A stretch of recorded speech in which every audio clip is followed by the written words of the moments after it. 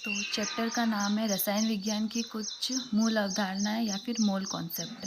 तो इसमें सबसे पहले अपन पढ़ेंगे भौतिक गुण। तो भौतिक गुण दो प्रकार के होते हैं, एक तो योगात्मक भौतिक गुण और सेकंड होता है अयोगात्मक भौतिक गुण। योगात्मक भौतिक गुण क्या होते हैं? ऐसे भौतिक गुण जिन्हें जोड़ा जा सके, यानी द्रव्यमान, जैसे कि द्रव्यमान, आयतन, क्षेत्रफल, बल और ऊर्जा, इन सबको अपन जोड़ सकते हैं। तो ये हो गए योगात्मक भौतिक गुण। और सेकंड होंगे अयोगात्मक भौतिक गुण, ऐसे जिन्हें अपन जोड़ नहीं सकते वो हो जाएंगे अयोगात्मक भौतिक गुण। इसके उदाहरण हो जाएंगे तापमान, दाब, घनत्व और सांद्रता। अब यहाँ पे कोई भी एक परमाणु है तो उसमें क्या क्या होगा? प्रोटॉन, न्यूट्रॉन होंगे और बाहर जो है इलेक्ट्रॉन होंगे। एक न्यूट्रॉन का भार कितना होता है? 1.67 इंटू 10 की पावर -27 kg। फिर एक प्रोटॉन का भार होता है 1.67 इंटू 10 की पावर -27 kg। और एक इलेक्ट्रॉन का भार होता है 9.1 इंटू 10 की पावर -31 kg। इसको अपन 0.0091 इंटू 10 की पावर -27 kg भी लिख सकते हैं। ठीक है। अब परमाणु भार जब अपन लिखते हैं तो उसमें टोटल होता है प्रोटॉन, न्यूट्रॉन और इलेक्ट्रॉन का भार। ठीक है। क्योंकि इलेक्ट्रॉन का भार है वो नगण्य है तो इसको अपन नहीं देखते हैं, और जो परमाणु भार है वो अपन याद करते हैं प्रोटॉन और न्यूट्रॉन से। फिर अपन एक देख लेते हैं, जैसे सोडियम है 11 और 23, इसमें 11 प्रोटॉन है और 12 न्यूट्रॉन है।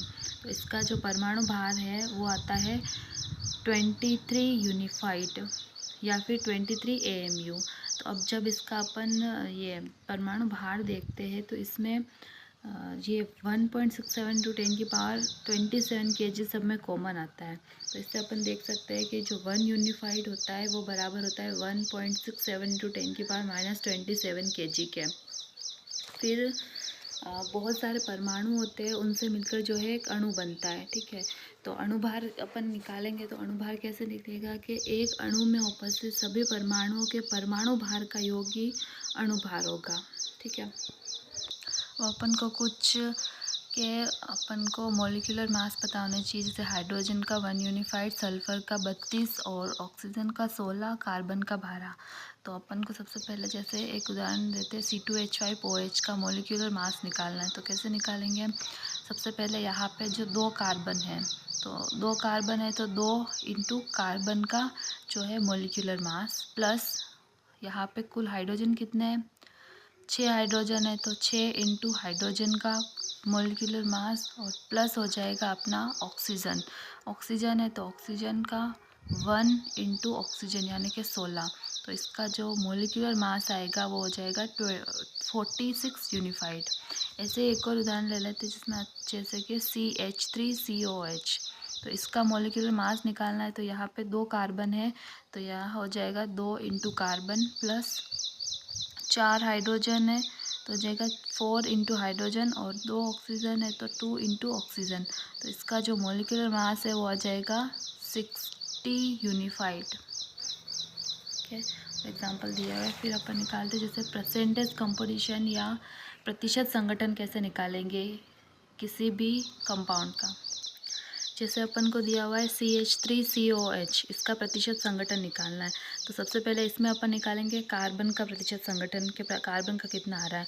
तो यहाँ पे टोटल कार्बन कितने हैं? 2 है तो ये हो जाएगा 2 इंटू कार्बन अपन लिखेंगे इस टोटल जो मॉलिक्यूलर मास है अपन में उसको लिख के इंटू कर देंगे तो अपन को कार्बन का परसेंटेज कंपोजिशन मिल जाएगा। अगर हाइड्रोजन का चाहिए तो यहाँ पे टोटल हाइड्रोजन कितने? 4 है तो ये हो जाएगा 4 into hydrogen upon molecular mass into 100। तो हाइड्रोजन का आ जाएगा। ऑक्सीजन का निकालना है तो यहाँ पे 2 ऑक्सीजन है तो 2 into oxygen upon molecular mass into 100। या तो ऑक्सीजन का जो परसेंटेज कंपोजिशन है वो आ जाएगा 53.34%।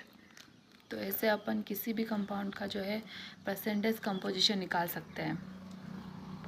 फिर अगर अपन को कोई भी अणु दिया हुआ है तो अपन उसका अणुभार ज्ञात कर सकते हैं और उसमें तत्वों का परसेंटेज कंपोजिशन तो अपन निकालना सीख लिया। लेकिन अगर अपन को अणुभार दिया हुआ है, प्रतिशत संगठन दिया हुआ है, तो उससे अपन अणुसूत्र कैसे पता करेंगे वो देखते हैं। तो जैसे एक क्वेश्चन है, इसमें अपन को कार्बन का परसेंटेज कंपोजिशन दिया हुआ है, हाइड्रोजन का और मॉलिक्यूलर मास भी दिया हुआ है और अपन को निकालना है मॉलिक्यूलर फॉर्मूला। तो इसके लिए अपन सबसे पहले क्या करेंगे, इसकी यूनिट निकालेंगे। तो यूनिट जैसे सबसे पहले कार्बन की यूनिट निकालते। अब यूनिट कैसे निकालते, जो भी अपन को परसेंटेज कंपोजिशन दिया हुआ होता है अपॉन उसका परमाणु भार, तो इससे अपन को यूनिट मिल जाती है। सबसे पहले कार्बन की यूनिट निकालेंगे, तो इसका गिवन परसेंटेज है 85.72 और इसका परमाणु भार हो जाएगा 12, तो इसकी यूनिट हो जाएगी कार्बन की 7.14।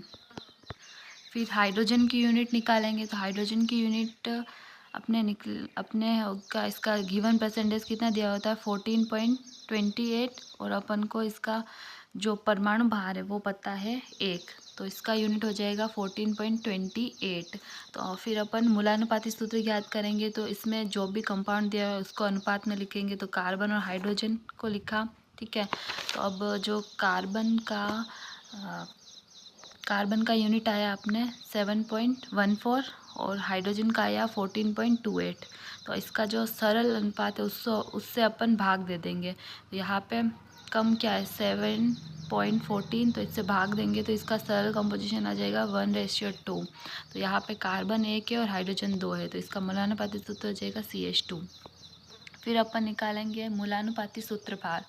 मूलानुपाती सूत्रभार कैसे निकालेंगे, इससे सबसे पहले तो जो भी ये कंपाउंड है इसका अपन जो है फॉर्मूला मास निकालेंगे। तो ये हो जाएगा 1 इंटू कार्बन और प्लस 2 इंटू हाइड्रोजन, तो ये आ जाएगा 14 यूनिफाइड। अब इनमें सबसे पहले n निकालते हैं, तो n क्या होता है molecular mass upon empirical formula mass. तो मॉलिक्यूलर मास अपना टोटल इसका कितना है 28 और जो एम्पेरिकल फॉर्मूला मास है वो हो गया 14। तो n का मान आ जाएगा 2। अब इससे अपन निकाल सकते हैं अणुसूत्र क्या है एम्पेरिकल फॉर्मूला इंटू n, ठीक है। तो यहाँ पे एम्पेरिकल फॉर्मूला जो है अपना निकल गया था CH2 और n यहाँ पे आया अपना 2, तो इससे निकाल के अपन अणुसूत्र निकाल सकते हैं। यानी कि जो भी अपन को परसेंटेज कंपोजिशन दिया हुआ था उससे जो अणुसूत्र मिलेगा वो होगा अपना C2H4। Thank you.